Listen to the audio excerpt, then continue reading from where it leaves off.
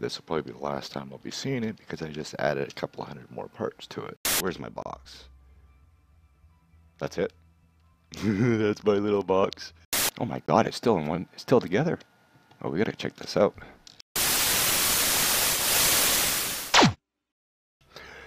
Hey everybody, it's BC here, and welcome to another episode of Planet Nomads. If you were around for the live stream this weekend, you watched me build this, let's call it a butterfly. It was supposed to be an X-wing, but yeah, it sort of floats like a butterfly, stings like a bee, that sort of thing. I made a helicarrier too, but it has vanished. I had it over there in the sand flats with the X-wing there, but yeah, sadly it disappeared. And again, I gotta start putting beacons on things. But we are in the desert here, as you can see. I've got myself one of these fancy new monuments. Oops, I'm in the display area. I thought I'd set the lab up around the monument and the teleporters, sort of like a centerpiece of our organization. There's been a few issues with this new update. One of them, you can't actually see it, but usually when I play full screen, my Windows taskbar is hidden, but I can actually see it right now, which shouldn't be because I'm playing full screen. Another thing too is for some reason the doors don't work automatically anymore. They'll close, but they will not open. But I'm sure it's got something to do with the new power system. As you can see, I got my beautiful new monument in storage here, or on display here. There's a couple of things we did during the live streams. We actually tried to dig a couple of these up, and unfortunately, once you dig them up, they become transparent. You can fly right through them, ghosting, whatever. You can't build on them. Someone told me that they were highly radioactive and lethal, and I thought, well, perfect to have in the lab. Something that's radioactive can kill me. Well, it belongs here. But what I wanted to do today is I wanted to get into a little more of this new electricity that we have, electricity 2.0. What makes this so great is we have extension cords. I call them extension cords. You can call them repeaters if you played Minecraft, or range extenders, or what have you. But this is my only power supply right now, is this one uranium generator. And as you can see, I got switchboards going around. I got one there, and I got a couple going up the building. You can tether them to each other, which is good. So we take it all up, and as you can see, I got that one connected to there. This one is connected up to the roof. The one on the roof is connected to the center, which is connected to the 4 in the corners. So that's how I get my light up here. And this actually comes in quite handy if you want to, let's say you have a uranium mine somewhere, let's say half a kilometer from your base or whatever, and you don't want to have to worry about the lag from the conveyors. What you can do is you can set up a refinery, a couple of uranium generators, and a miner right next to it. Just have it all being produced off-site, and then just use our magical blue lines to carry everything over. What I wanted to do today is, well, like I said, I wanted to show you some examples of what we can use this stuff for. But I also want to set up a personal power plant. One of the things I wanted to do in the other world was set up a power grid. And that's just basically, I wanted to have like a line of generators all connected throughout the lab compound, all connected with conveyors and self-feeding and self-fueling, all that stuff. But conveyors, they tend to cause a lot of lag, and I'm hoping that with this new feature, these new switchboards, that maybe they don't generate the lag like the conveyors do. So we're gonna head down here to my testing range. It's a shame that helicarrier's not there. I will have to rebuild that thing though. It was a fair size, 64 hover pads, or air blades, just to lift it off the ground. If you saw in the Steam screenshots area, you probably saw that so-called interplanetary portal. That was the helicarrier. I left it parked above the monument there, and I guess there was a grid issue and the helicarrier wouldn't draw. The build vision was there, but the hitbox and everything else was not. So unfortunately, that didn't work out too well. So I'm gonna get out here. I'm gonna take a quick nap, bring some daylight back, and then we'll start setting up my power plant. Okay, it is morning. So what we're going to do is I'm actually going to place it over here by the mountains. Since we're not worrying about weight, I'm going to use base foundations. We got I might get 20, I don't know. I can always upgrade this later. It's not that big of an issue. So we'll go ahead, just grab generators, switchboards, and foundations. One of the things I actually want to do first before we start building this is actually see the distance that these little blue lasers can reach. The extension cords, how far the switchboards can actually reach. My power plant's probably going to be a 4x4 base foundation thing, but let's just see how far these things reach. So I'm going to place some foundations down, and then we're just going to place some switchboards and see how far we can connect. So let me get everything set up, and I'll bring you back when it's ready to do some testing. Okay, so here we go. I have them spaced 4 blocks apart. So now what we gotta do is just go over here. We pull out the extension cord and see how far we can go. I think it was about 40 blocks before. So let's see what we can get here. Oh, there we go. So it won't connect there. Well, let's do that one. So 1, 2, 3, 4, 5, 6, 7, 8, 9, 10. Yeah, so 40 blocks. So that gives us a basis of our, we'll call them hydro poles, or power connections. So let me clean everything up here, and then I'll bring you back when we're going to start building our power plant. Alright, all clean. So again, like I said, I was going to go do a 4x4 of foundations here, or 2x2. Sorry, it's 4x4 of ceiling tiles if we were using that, but it doesn't matter because, hey, we're not actually lifting this thing off the ground. Now, I actually want to see if they change the power output on these. It's not saying, well, it's saying 500. It used to say 200 before, but it was 2,000. So I'm going to say that it's 5,000 now because I've been able to put a lot of air blades on one of these. So that is good. So let's go ahead and just start dumping a whole bunch down. Yeah, I guess we'll do it there. And that way I can put some walls up afterwards. Is that wall going to reach in? No. So I'll just do it here. Not that it matters. You know, this is just for power purposes. Get like 80,000 power, which, if you've seen my old world, can be used up quite quick. Especially if I start making guns again. Oh, God. So what is that going to give us? Well, what do we got now? 16? Yeah, we got 16, which should be good. That'll give us about 80,000. And then, of course, I'm going to box it all in, make it look kind of like a substation, whatever. We don't need to necessarily go inside. One thing we do have to do is have a switchboard on the outside so we can hook all the generators up to it. Oh, alright, that's not actually going to go there. Alright, well, I got to move all these back, so give me a second.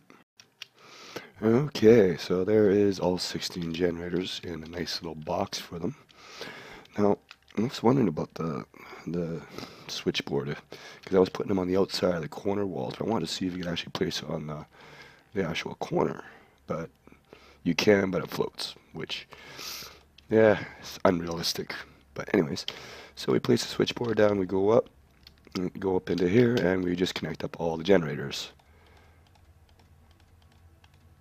And this way, we don't have to worry about getting power. I think I missed one or two. Let's count the lines. 2, 4, 6, 8, 10, 12, 14, 16. I have no idea if I'm missing one or not. Let me actually redo this. Okay, so it's all connected. So now, on to the next thing. So basically what this is doing is this, sorry, cable underneath the mouse. What the switchboard is basically doing is it's taking all the power from the generators and it's giving us the full potential of the generators. Now we can branch this off as much as we want. That's not the switchboard. That's a switchboard. So we can go like that. We can just go ahead and connect that to there, and there we go. Now this switchboard is getting all that power coming to this switchboard. And then of course we place another one and another one and another one. We go ahead and connect this one to here and we get power. Connect this one to here, we get power. Connect this one to here, we get power. Now you can go in a straight line, but you can also branch off everything. So we place another one there. If I hit the right button, and there we go. So we're getting power taps, we're getting extension cords, splitters, whatever you want to call them. Now, these can also be used as switches too. So what I'm going to do is I'm going to set up a couple here, just to give you an idea of what I'm talking about. So we can either come off of this one, which I think we might do. So this one is connected to all three of these.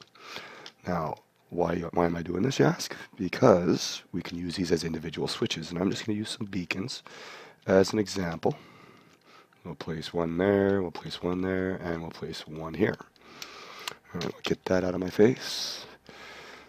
So we can go ahead and connect this one to there. We'll connect this one to there, and just for fun, let's connect this one to all. Oh, it doesn't let you do that. I was thinking you'd be able to have multiple sources connected to the same thing. But in this situation, so we got 3 beacons set up with 3 different switchboards. So we can turn this one off, and I'll turn that beacon off. Turn this one off, I'll turn that beacon off. But if you want, turn this one off, and it turns all 3 off. So it gives you the option of like having, for instance, a wall switch panel such as this. You got four switchboards, and you have them hooked up to, for instance, you can have lighting on the top floor, lighting on the bottom floor. You have your miners, and you can have your printers all on separate circuits, and that allows you to do, many different things, especially with the fuel consumption being affected by the amount of drain now. So if I had the beacons right on the power supply, the beacons eventually would use up whatever fuel there was, but if I had everything turned off, it shouldn't use any power at all. So that is good. Now, there are different things you could do with this. One of the things I was thinking about was actually like let's call it an LED board. So we'll take the base foundation. Let's go ahead and grab our grab the front mount lights. And what I'm going to do is I'm actually going to place this down 3 wide, and then I'm going to put them vertical, and I'm going to put a whole bunch of lights on them and wire them up, and then see, maybe get some patterns going or letters or what have you, and we will go from there. So let me do a quick cut here, and I'll come back with some fun maybe. Okay, here we go. So I got everything all wired up. It's a bit of a mess, as you can see. Unfortunately, I was hoping you'd be able to have multiple switchboards connected to the same object, but apparently that's not the case. So that means we can only have one light hooked up to one thing. What I've done is I've actually set these up. I probably should have put the switchboards on the back so you can see the lights. But I got this one connected to half of them. Actually, let's turn these off because I got to turn the other ones back on. So what I have is I actually have those switches. This one is hooked up to the first one. This one is hooked up to the second one. This one is hooked up to both. And it just allows us to have more control over everything. So we go ahead and we turn half the lights on. So as you can see, there they are. We can turn that off and turn this one on, and we get the other half the lights. And then we can turn that one off and turn this one on, and then we get all the lights. So it gives you some variation of what you can do as far as like different lighting. Oops, that's not the wrong button. There we go. So you can either turn both of these on, or you can turn this one on, and it does the exact same thing. So that is that. Now, another thing I was thinking about too, because a lot of the batteries now, they're chargeable. And I was actually thinking of having an idea of something like this, where you have your main power plant or whatever, you can have it biomass generators and just hook it up to a container where you stuff a whole bunch of biomass in there, just have them all connected with conveyors, and it'll automatically do their thing. Or like I said, you could set up a refiner or a couple of miners on a uranium spot, hook up a refinery, and just have all these uranium generators hooked up with conveyors, and that way you get yourself a self-sustaining power plant. And then of course you can tether these things as far as you want, But you know, simple idea I was thinking about. If you plan on doing a lot of traveling, you have more than one vehicle, for instance. All you really have to do is just take one of these switchboards, extend it wherever you keep your vehicles. Like for instance, I got my power plant here. I'm gonna end up running the wire all the way up to there, which is 400 meters away. So I'm gonna probably be dumping like a ton of switchboards, and I'm actually curious to see if the power will go from here all the way to the lab. And yeah, let's actually try that. So let me plant a bunch of these on the ground, connect them all together, and I'll bring you back when I'm done. Okay, so I got my hydro poles going all the way over. They're not really poles, more like little sticks in the ground. But what you have to do, and I actually forgot to grab this one, is you have to connect them to each other. So you go from one to the other, you connect to there, you take this one, and then you connect it over to here, like so. And then you grab that one, and you go over here, and rinse and repeat all the way over the hill, all the way to the base. So I'm gonna remember to grab the cord before I leave, but I'm gonna get this all set up, and I'll bring you back once I got all hooked up. Oops. Okay, I am here. So far so good. We're about 300 meters away. I haven't actually hooked it up yet, but I think I'm gonna connect it to this one. So I'm gonna disconnect this generator altogether. So as you can see, there's no lights on, and yeah, it'd be nice if it actually showed that these weren't powered, like if the line went red like it did before. But I don't know if I mentioned this too, but all the generators have a percentage meter on it, and that just lets you know what the actual load on the generator is.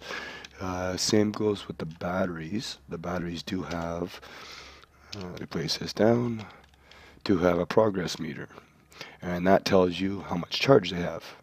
So as it starts to charge, you start getting more power out of it. Now I was testing too. We'll check that out once we go back. I'm gonna actually make sure the power's all getting connected here. But one of the things I was thinking about was having like a, if we got all those 16 generators, if it's gonna charge the battery faster with 16 generators, or if it's still gonna be the same rate as one. And as you can see, it's got a 1% load, because that's what it takes to generate charge the battery, which would be probably 50 units of power, since it puts out 5,000. So now the question is, are we going to get power 300 meters away? So we'll take this, we'll go over the wall, and I don't think we have power. Oh, we do. Oh, nice. 300 meters away, and it's transferring power. So that is good. I'd imagine if we left a loaded chunk, like if I'm actually wondering now, because I placed these hydro poles all the way towards the power plant, is this extending the size of the chunk, so this building and the power plant are all in the same chunk now? I'm not too sure how the game actually works with stuff like that, and that's kind of why I've been hoping to get the devs into a live stream, because I got some technical questions I'd like to ask them and find out a little more about how the game calculates information, how it processes it, how it stores it, because the more technical stuff I know about this game, the more it's going to help me with some of the builds that I create, like why does the helicarrier carrier disappear? Why did the aircraft carrier disappear? Is it because I'm building it too long? Is the chunk size getting too big? Is the part count getting too high? And those are little things I'd like to know. But anyways, let's go over here and see how fast we can charge up a battery off this thing. I got 16 generators here. It's like a back of a TV. My God. It would have been nice though if you could actually wire up multiple switchboards to the same object, because then you'd be able to have like like a letter board that you can change. Unfortunately, because you can't use the same light twice on this, or can't use more than one switchboard on the same light, you wouldn't be able to get like proper LED display where, let's say, you have a 1 or a 2 or a 3 all in the same sort of pixel box, right?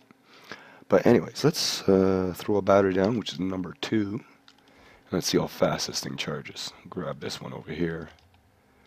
So this should actually charge faster. Actually, it won't charge at all because I'm not even connected to that. So we'll disconnect that, and we'll just come right off the main line here. See how fast this charges. And I don't think it's going to charge any more than its standard rate because all of them just read 0. So yeah, it looks like it's going to be about the same as far as charging goes. But what I was thinking too, I mean, I think I mentioned this already, is of like having a charging station. So you send out a couple of switchboards out to where you usually keep your vehicles, and you just have a switchboard at the end there. And then you have yourself 2 vehicles. So all you have to do is just when you park one, just hook up plug it into the charger, the wall outlet we'll call it.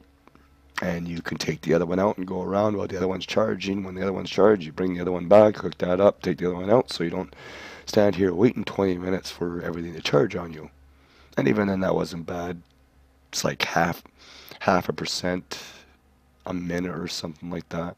Maybe a little more. I'm not really paying attention. But yeah, that's what we have. It'd be interesting to see what kind of things can be done with something like this. I know I've got a few ideas of my own. Like one of the things I want to try to do is sort of like a sky track, like a BeamNG style track where we got like ramps and roadways and all that stuff being supported up in the air with the air blades. Be an interesting idea, and at the same time too, I'm gonna eventually get around to getting some new lab signs set up. I wanna do the same BCP Labs sign setup. Maybe this time instead of using blocks, I might actually use the lights like I have here, but have it hovering billboards like in Futurama. Why not, right? Give us all these tools. Let's do some fun things with them. But other than that, I think that was about it. I just wanted to touch base and clarify things a little more with the whole power situation, because I admit it is a little confusing. I was a little confused when it first came out, but if you've played Minecraft, then just imagine this is a repeater. That's all you need to know. But anyways, I'm going to call the episode here. I'm going to try to clear up my voice a little bit. Still a little raspy from this cold I've had. Yesterday wasn't too bad at the stream, but I survived. I didn't cough too much. For those interested, next Saturday's stream, I'm planning on starting later on in the afternoon. Usually I start around 8 or 9 a.m. Pacific time, and I think I'm going to start probably around 3 or 4 o'clock in the afternoon. So 3 or 4 p.m. Pacific time, which would be 11 p.m. midnight UTC, and so on and so forth. And yeah, we'll get another 4 or 6 hours out and have some fun. Maybe the next update will bring us some new toys. But anyways, I'm going to thank you all for watching. I hope you enjoyed. If you did, leave me a like, and I will see you in the next one. Later.